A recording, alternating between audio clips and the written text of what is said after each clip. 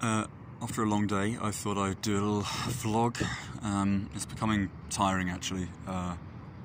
Really, really tiring seeing how corruption has decimated the Western world and how no one is led to understood the true cause, because any real publication at university now exploring the realities, and it's very simple actually, it's basic economic stance that has created this social divide with all these various movements. But you're not allowed to publish this stuff at university. You know, lecturers are sacked, students are removed if they do anything that falls outside of the narrative. This is Salt Lake City, so this is the state capital of a seemingly conservative state. It's a Mormon state. It's, you know, the center of the Latter-day Saints. This is where all the legislation is pretty much made, at least for the city and much of the state, I imagine. It all comes through here. And all I've seen everywhere in the US so far at a high level is this rebranding of society. You know, the LGBT flags and Black Lives Matter movement isn't a movement in that it hasn't been created by the people. The idea that you think that these groups, this status that you see everywhere, is somehow a derivative of a genuine people's movement is obscene. You think all these corporations that have just donated billions of dollars to BLM while they enslave Chinese and Southeast Asian citizens making their Nike produce, their Apple iPhones, you think they somehow give a shit about black people while they're enslaving everyone else? Of course they don't. So then you have to answer the question, what is the motive behind all of this capital gain? And going back to what I said before that, you know, the idea that these so-called movements are actually created by the people is obscene. They're, you know, it's like Facebook, you know, that wasn't a private corporation. If you look at the background of Facebook, it's government sponsors, it's government created. It goes higher than that too. It's all about social control.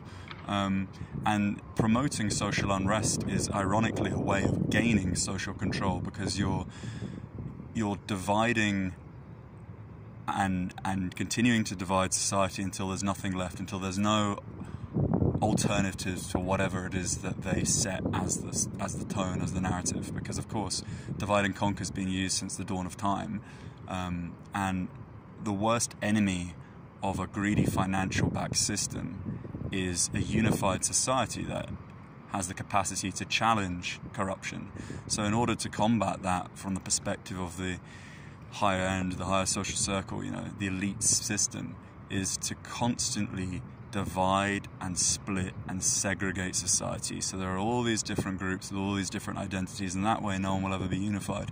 But coming back to what I was saying here in, at Salt Lake in Utah, isn't it obscene? Now, I'm not an advocate of real...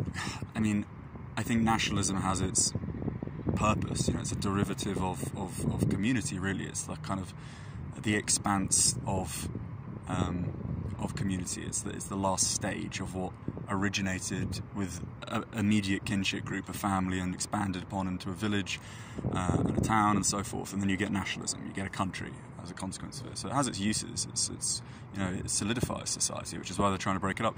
But, and I'm not a militarist. I don't like the military. I'm not an advocate of current system under the police. I don't like that kind of authority. However, one should look at how obscene this is now, that a flag which is representative of the nation is being used to bury people who have lost their lives in combat throughout the years, you know, have undertaken incredible acts of bravery to save others' lives, and they've been wrapped in a sheath of the American flag.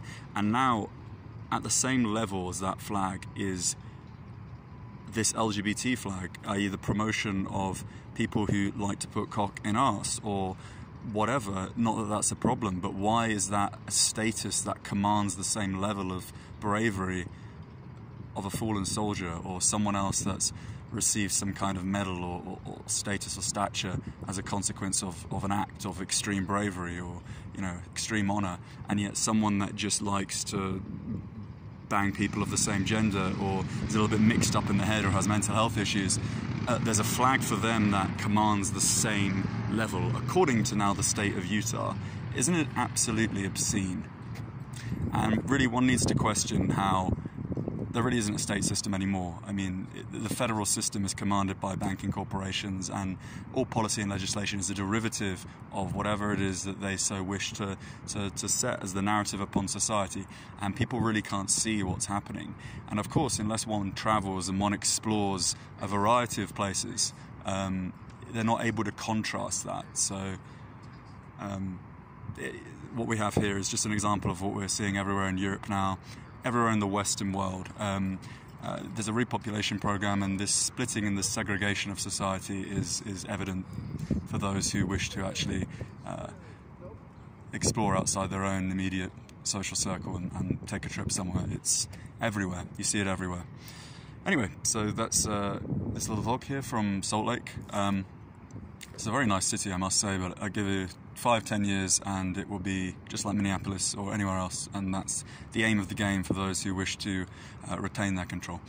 Yeah, hopefully it won't happen to Russia. That's my next step.